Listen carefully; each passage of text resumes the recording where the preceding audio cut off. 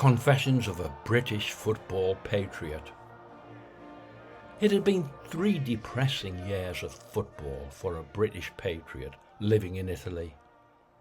Ever since that warm Lisbon evening in May 1967, I'd harboured a stereotypical grudge against the cynical Italian 1-0 catenaccio defensive style artifice that masqueraded as football.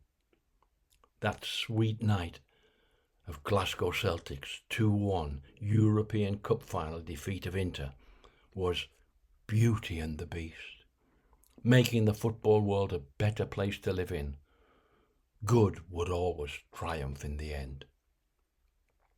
Then came the mid-1970s, and with it 3 years of constant bashing of English teams in Italy. Everton at Milan, and Manchester City and Manchester United at Juventus, they were all comprehensively beaten. Me traipsing away from the San Siro and Stadio Comunale in denial, clinging to the possibility that there had been deeper forces at work in the world of referees and hotel rooms. Even the vestiges of 1960s paranoia at Milan and Inter success, frequently accompanied by strange arbitro decisions, gradually began to fade into the background, especially as the subtle beauty of the elegant, stately Bettega, the sleek playmaking touch of the Baron, Causio, and the gangly yet athletic and incisive bursts of the Nash and Tardelli made their inexorable impression that, and I hated to entertain this thought, Italian football was perhaps not only more successful, but worse still, was possibly becoming more aesthetic and exciting. No, surely not, or at least not yet. We'd need to look to Rome for the answer to this, specifically the upcoming World Cup qualifier between England and Italy. London fog is a myth from Sherlock Holmes, but cold air descending from the Alps often makes the whole of the vast plain of Lombardy, from Turin across to Venice, a danger zone for driving, or any other outdoor activity for that matter. And the outdoor activity on this shrouded November evening was a friendly football match between the English and Italian sections of a multinational firm. As a fit 20-something, I'd been invited to make up a team of not-so-fit and not-so-skillful employees. The match was in anticipation of the 1976 World Cup qualifier between the two nations, and basically an excuse to get together and let our imaginations run wild. Not that a raw, dusty, fog-shrouded pitch on the industrial outskirts of Milan was likely to conjure up thoughts of Brooking and Keegan, or Causio and Bettega either. What scattered patches of green there were revealed themselves on closer inspection to be a few surviving hardy weeds which spread their tendrils widely enough to give the illusion of grass. It was a surface that had long since surrendered to the inevitability of a dust bowl or quagmire, with the occasional interlude of untamable vegetation. The team kit was a lone set of rugby jerseys with long sleeves and collars, not ideal for imagining you were a silken skilled midfielder, but perfectly acceptable for a 2 degrees Celsius Milan night.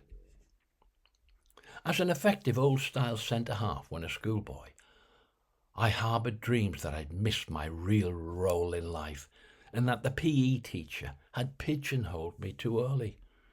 Here I was, in what was effectively an international match, controlling the midfield with a combination of well-timed interceptions and tackles, followed by surging runs and delicately weighted passes. This was real enjoyment, and I wasn't going to let that yelping Italian who had robbed of the ball a couple of times spoil it. "Vaffanculo to you," I said, trying hard not to rise to his provocation. I managed to do this for a while until, having just pulled the ball down on my thigh, God had I improved, and sent it looping over their back four to our galloping striker, I was thumped in the back by my yelping nemesis.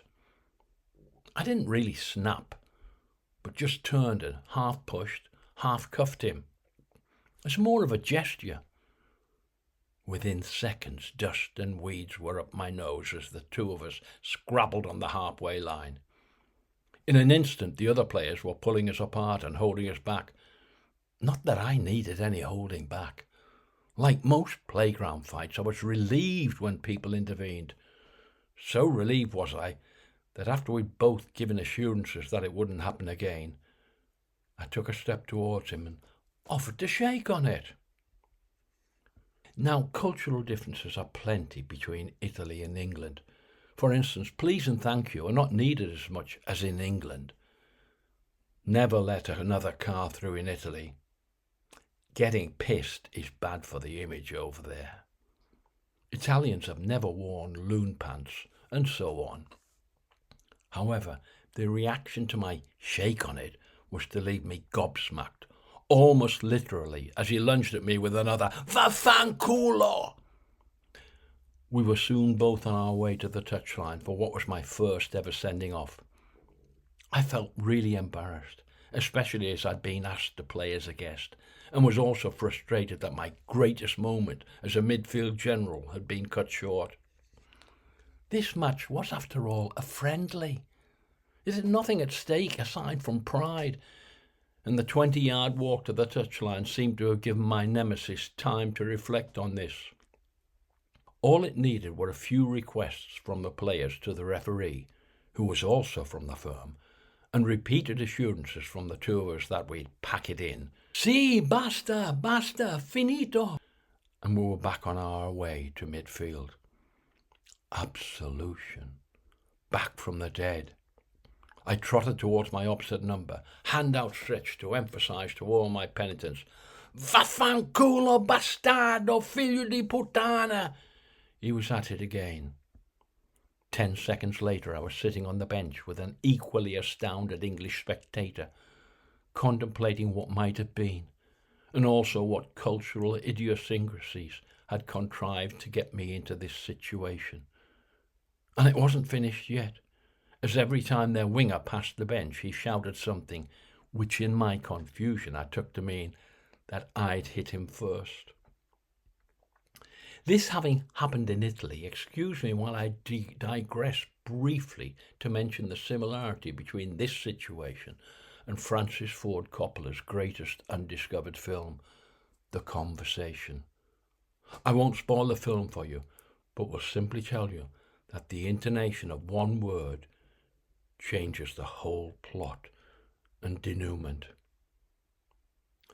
So it was to be on this foggy night in Milan, as the change in intonation chimed into my consciousness.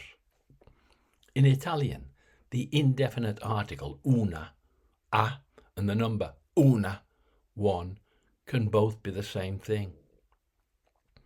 As my new teammates came over to the bench at half-time, and I protested at how crazy my nemesis was, their winger came over and repeated again, "Lui ha una mano." He has a hand. I realised this time that the stress was not on the lui, but on the una, and that he has a hand was not some veiled threat, but meant to be taken literally, word for word.